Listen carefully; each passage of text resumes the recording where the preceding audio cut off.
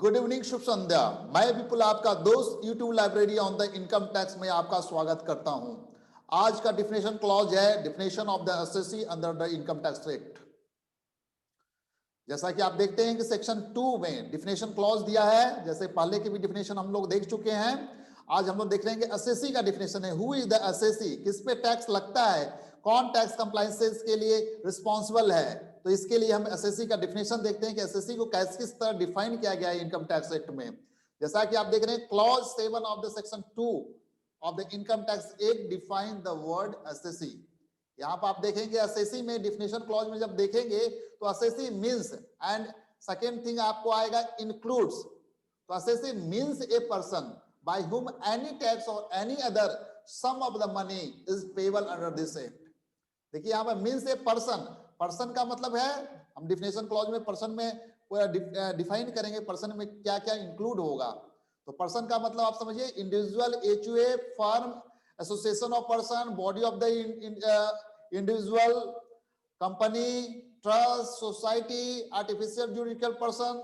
तो every thing is includes the in word person by whom any tax or any other sum of the money। अगर tax के अलावा भी अगर कोई इंटरेस्ट पेनल्टी अगर कोई किसी को पे करना पड़ता है तो वो एसएससी के डिफिनेशन में आएगा। एंड इंक्लूड्स, अब इंक्लूड्स में देखिए यहाँ पर 3 पॉइंट दिए हुए हैं। सबसे पहला पॉइंट है आपका every person in respect of whom any proceeding under this act has been taken। कोई प्रोसीडिंग लिया जा रहा है for the assessment of his income और assessment of the fringe benefit जो अभी नहीं है, और of the income of any other person in respect of which he is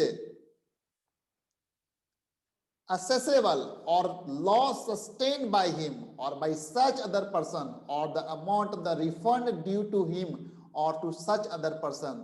तो वो एसएससी के डिफिनेशन में आएगा। कोई भी प्रोसीडिंग लिया जा रहा है असेसमेंट से रिलेटेड उसका, या किसी के बिहाफ में उस पर लिया जा रहा है, लॉस को इससे सस्टेन किया है या कोई रिफंड ड्यू है उसके वे, तो वो एसएससी के डिफिनेशन में आएगा। Second thing, every person who is deemed to be an SSC under the any provision of the act। देखिए हमेशा डीमिंग प्रोविजन है यहाँ पे। डीमिंग प्रोविजन में आप ध्यान देंगे कि बहुत जगह एक्ट में दिया होता है कि ये deemed to be the SSC.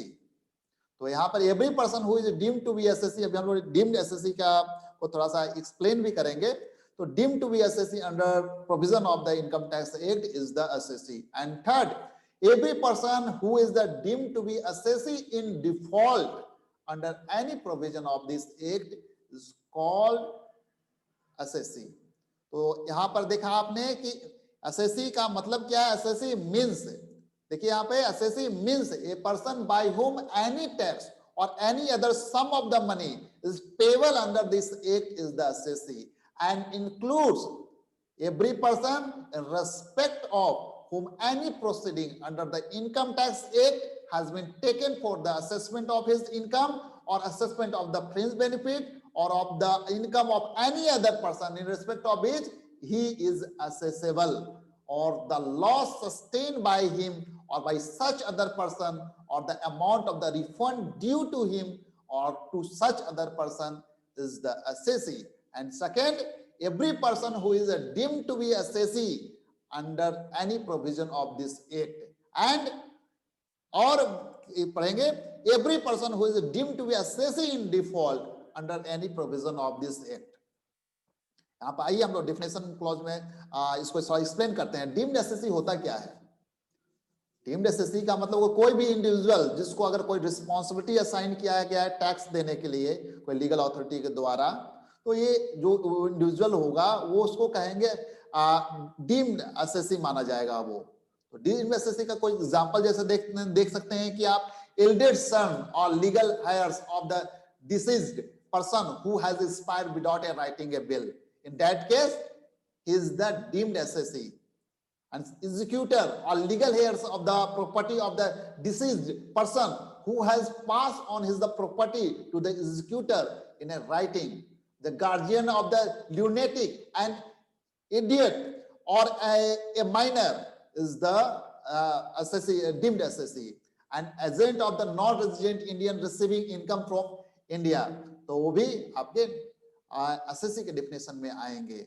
इसी तरह एसएससी इन डिफॉल्ट, डिफॉल्ट मतलब होता है कि कोई भी प्रोविजन का अपने स्टैट्यूटरी ऑब्लिगेशन है उसको फुलफिल नहीं किया है तो आप एसएससी इन डिफॉल्ट माने जाएंगे under the this provision of the income tax law. और किसी टैक्स नहीं पे किया है या कि आप रिटर्न फाइल के लिए ऑब्लिगेशन है लेकिन आपने फाइल नहीं किया है तो you are considered the deemed assessee, assessee in default.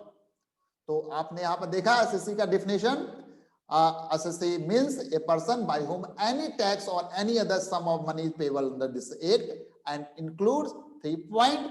First, every person respect to whom any proceeding under this act has been taken for the assessment of his income or assessment of the fringe benefit or of the income of any other person in respect of which he is assessable or loss sustained by him or by such other person or the amount of the refund due to him or to such other person. And second, every person who is deemed to be assessee under the any provision of the act or every person who is deemed to be assessee in default under any provision of the act is the called assessee. आइए अब इसे हिंदी में देखते हैं। देखिए SSC को हिंदी में जो बोलते हैं निर्धारती बोलते हैं, निर्धारती, जिस पर निर्धारण कर का निर्धारण हो रहा है।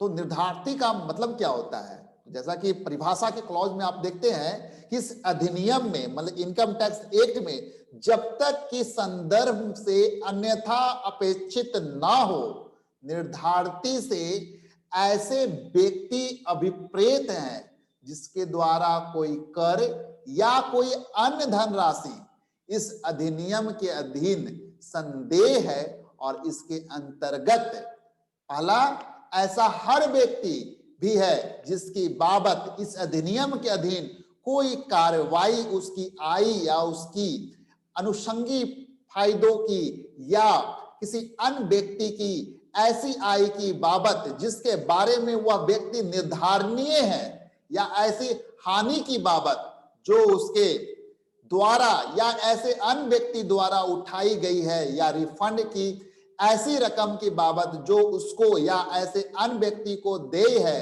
निर्धारण के लिए की गई है। सेकंड, ऐसा हर व्यक्ति भी है जो इस अधिनियम के किसी उपबंध के अधीन निर्धारती समझा जाता है। एंड थर्ड, ऐसा हर व्यक्ति भी है जो इस अधिनियम के किसी उपबंध के अधीन व्यतिक्रम करने वाला निर्धारती समझा जाता है। तो ये एसेसिंग का डिफिनेशन था। तो YouTube library on the income tax में मैं बताना चाहूंगा कि जैसे कि आप बेयर ऐप को रिफर करते हैं किसी सेक्शन के लिए तो यहाँ पर आप रिफर कर सकते हैं यूट्यूब पर डिफिनेशन या फिर किसी भी सेक्शन को रिफर कर सकते हैं। आपके सामने टेक्स्ट भी रहेगा और उसको रीड आउट भी किया जाएगा और इन शॉर्ट पीरियड में उसको समझाया जाएगा 5 to 10 मिनट के अंदर। तो आपको थोड़ा सा इस ऑफ